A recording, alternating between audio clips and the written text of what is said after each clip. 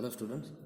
So today we will solve the numerical based on the process constant pressure process. So first of all we will write down the data. So in data 5 kg of air, 5 kg of air is heated from an initial volume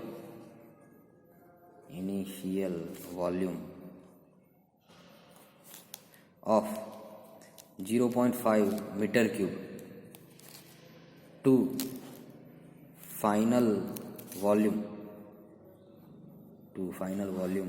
of 1.3 meter cube at constant pressure 4 bar at constant pressure 4 bar. Determine first heat supplied,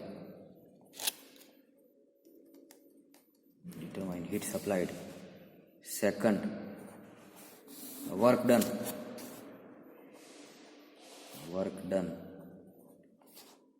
third initial and final temperature,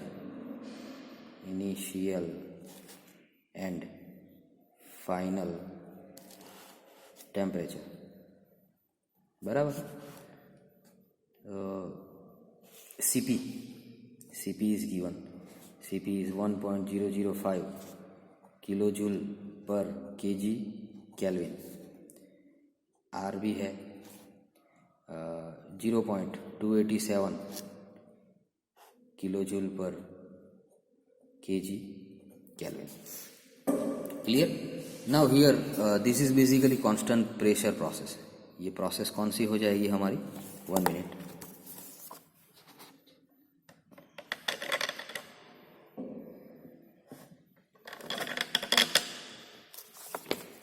ये process जो है वो constant pressure process है, बराबर. So you can read the data आप देख सकते हो.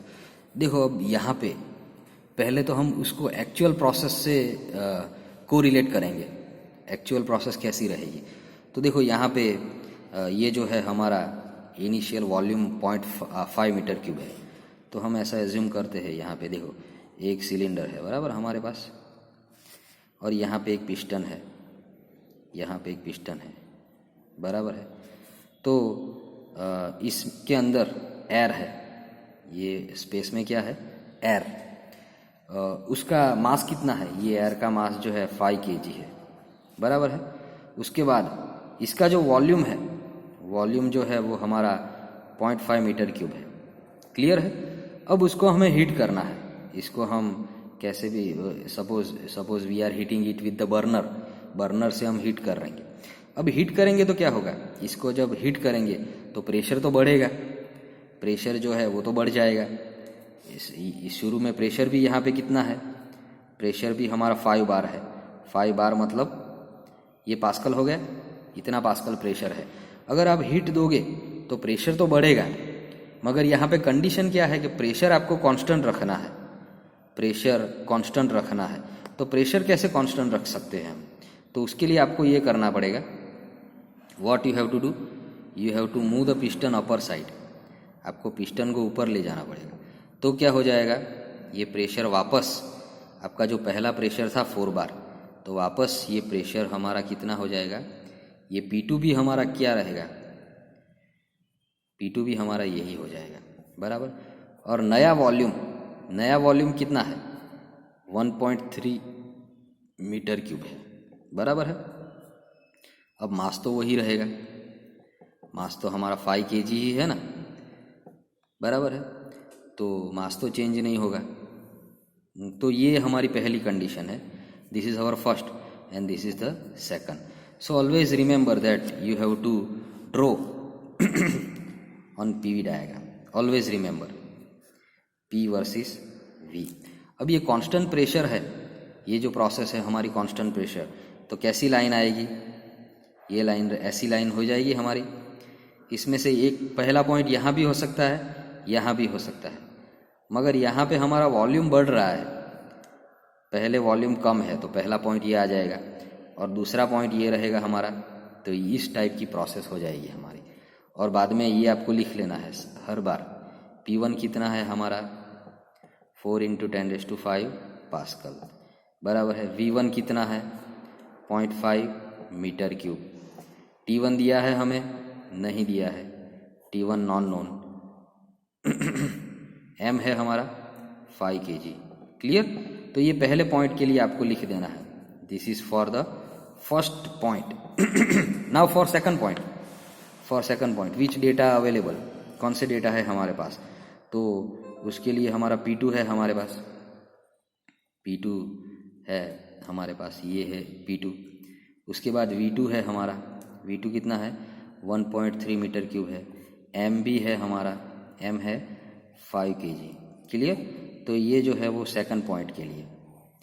अब हमें जो फाइंड आउट करना है, आप यहाँ पे देख लो क्या फाइंड करना है, हीट सप्लाइड, उसके बाद वर्क डन और इनिशियल एंड फाइनल टेम्परेचर। तो पहले वो फॉर्मूला हम देख लेते हैं, कौन सा फॉर्मूला हम यूज़ करेंगे। तो आप देखो बुक में देख लो आप। For that you have to look at the book and the table from the book. So here we will try to look in the table. देखो टेबल में आप देख सकते हो कि ये जो है हमारा प्रोसेस कौन सा है हमारा, अभी कांस्टेंट प्रेशर प्रोसेस है ना। तो कांस्टेंट प्रेशर प्रोसेस के लिए देखो आप देख सकते हो, कांस्टेंट प्रेशर प्रोसेस के लिए क्या है हमारा कोरिलेशन। ये कोरिलेशन है हीट सप्लाइड क्या है mCp डेल्टा टी। वर्क क्या है PV2 - V1। डेल्टा U क्या है mCv T2 - T1। क्लियर। और डेल्टा H क्या है हमारा mCp T2 - T1। ये आपको याद रखना है कि ये सारे फॉर्मूला है हमारे, बराबर है। तो देखो 1 by 1 जो फाइंड आउट करना है वो यहाँ पे लिख लेते हैं हम। पहला क्या फाइंड आउट करना है, हीट सप्लाइड। तो हीट सप्लाइड के लिए फॉर्मूला क्या था हमारा, for heat supplied remember before that mCp T2 - T1, ये फॉर्मूला था हमारा हीट सप्लाइड के लिए। मगर यहाँ हमारे पास T1 भी नहीं है, T2 भी नहीं है, तो ये तो अभी पॉसिबल नहीं है, बराबर। अभी ये पॉसिबल नहीं है। उसके बाद क्या फाइंड आउट करना है, वर्क डन। उसके बाद हमें फाइंड आउट करना है वर्क। तो वर्क का फॉर्मूला है PV2 - V1। क्लियर है, PV2 - V1। तो ये फाइंड आउट कर सकते हैं हम, that we can find out. और otherwise you can also utilize this MR T2 - T1। So we will find out with the both method. हम दोनों मेथड से फाइंड आउट करेंगे। और लास्ट में क्या है, तीसरा क्या पूछा है हमें, which is our third answer, that initial and final temperature that T1 and T2। तो हम पहले एक काम करेंगे कि ये सारे दो टेम्परेचर पहले फाइंड आउट कर देते हैं। Initially we will find out the temperature first. तो देखो पहले पॉइंट के लिए ये हमारे पहला पॉइंट का पैरामीटर है सारा। तो कैसे टेम्परेचर मिल जाएगा, टेम्परेचर कैसे मिलेगा, तो हमें पता है we all know that P1 V1 is equal to MR T1। इसमें सारी वैल्यू है हमारे पास, सिर्फ T1 नहीं है, तो यहाँ से T1 मिल जाएगा हमें। T1 के लिए देखो क्या हो जाएगा, P1 V1 divide by MR। P1 क्या है हमारा, देखो P1 यहाँ पे लिख दो 4 × 10⁵। V1 कितना है हमारा 0.5 मीटर क्यूब है ना। M क्या है 5 kg। और R जो है हमारा देखो यहाँ पे R क्या है 0.287, मगर याद रखो ये किलो जूल में है, मगर हमें किस में रखना है, जूल में रखना है। तो ये 287 हो जाएगा। तो यहाँ से हम फाइंड आउट करते हैं, देखो कैलकुलेटर में से लिखते हैं, कैलकुलेटर में यही सारी वैल्यू हमें लिखनी है, ये सारी वैल्यू लिखनी है। तो ऊपर लिखना है 4 1 मिनट, यहाँ पे आप देख सकते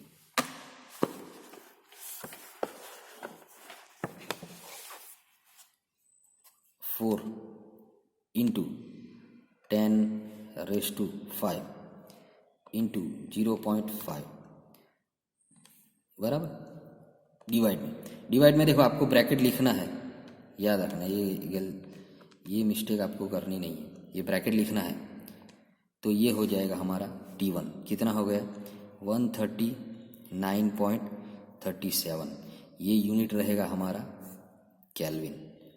क्लियर है? So I hope it is clear to everyone. और let me check the answer book में क्या है वो देख लेते हैं हम। Okay, so that is this answer we can get, यहाँ से ये आंसर मिल गया हमें। अब जो है हमें T2 फाइंड आउट करना है। अब T2 फाइंड आउट करना है तो उसके लिए कोरिलेशन में जाना पड़ेगा। उसके लिए कहाँ जाएंगे हम? कोरिलेशन में। तो कोरिलेशन ऐसा है कि V1 by T1 is equal to V2 by T2, ये हमारा कोरिलेशन है। तो देखो कोरिलेशन के बेसिस पे T2 हमें मिल जाएगा, क्या रहेगा T2 V2 into T1 divide by V1 बराबर है। तो T2 के लिए V2 क्या है हमारा 1.3 था ना, इंटू T1 हमारा क्या मिला अभी 139.37 और V1 तो है ही हमारे पास 0.5 मीटर क्यूब बराबर है। तो यहाँ पे again from calculator we can find out that 1.3 into 139.37 is equal to divide by 0.5, तो ये हो गया हमारा 362.362 केल्विन। तो ये हमारा T2 हो गया बराबर है। उसके बाद देखो अब टेम्परेचर मिल गए तो हमें जो फाइंड आउट करना है वो देख लेते हैं हम। पहला था हमारा क्या है mCp T2 माइनस T1, तो ये तो मिल जाएगा हमें पहला आंसर। तो पहला आंसर फाइंड आउट करते हैं, heat supplied mCp T2 minus T1। m कितना था हमारा 5 kg। Cp है, हमें Cp दिया है, देखो यहाँ पे Cp दिया है ना, मगर कौन सा यूनिट है याद रखना है, देखो किलो जूल है, मगर अगर जूल में कन्वर्ट करेंगे तो आंसर हमें जूल में मिलेगा।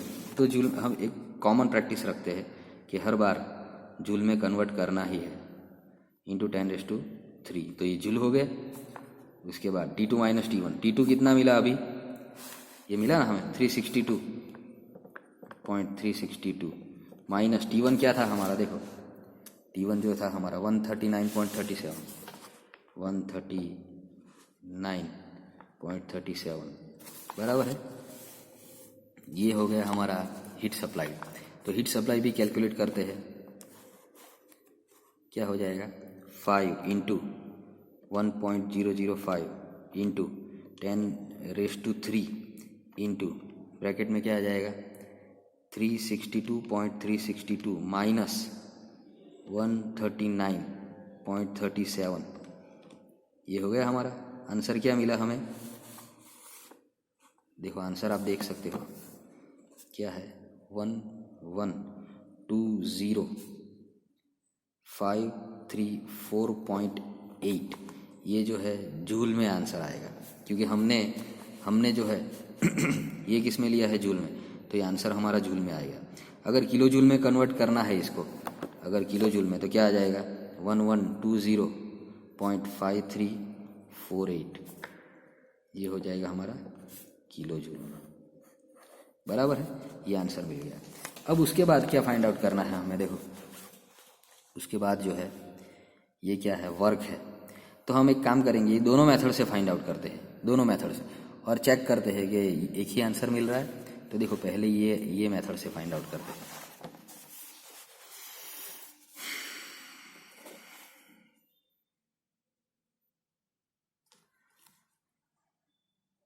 mR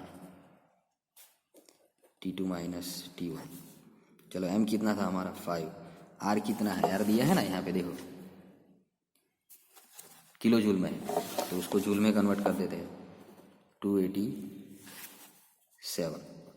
T2 कितना था हमारा 362.362, T1 क्या था 139.37 बराबर। देखो अब कैलकुलेटर में कर देते हैं ये आंसर, फाइंड आउट करते हैं कैलकुलेटर में, तो आ जाएगा 5 इंटू 287 इंटू 362.362 132.362 माइनस 139.37, कितना आ गया आंसर हमारा? 319,993.52, 319,992.52, 993.52। ओके, तो ये हो गया हमारा जूल में हो जाएगा, क्योंकि हमने यहाँ पे ये जूल में लिया है। तो किलो जूल में क्या आ जाएगा? 319.9 किलो जूल। क्लियर है? तो देखो मैंने आपको बोला दूसरी मेथड से भी फाइंड आउट करते हैं हम, तो ये आंसर ये दूसरा ही हो गया, मगर ये क्या हो गया? PV2 minus V1। P कितना है हमारा? 4 बार है ना, तो 4 × 10⁵ V2 क्या था हमारा? 1.3 और V1 क्या था? 0.5। तो देखो यहाँ से फाइंड आउट करते हैं हम। 4 × 10⁵ इंटू ब्रैकेट में क्या है? 1.3 माइनस 0.5, 1.3 माइनस 0.5, ये हो गया हमारा 320,000। तो ये हो गया 320,000 जूल में। तो किलो जूल में क्या आएगा? ये हो गया। देखो आप देख सकते हो यहाँ पे ये आंसर और ये answer both are nearly similar, so this is how we can find out all the value.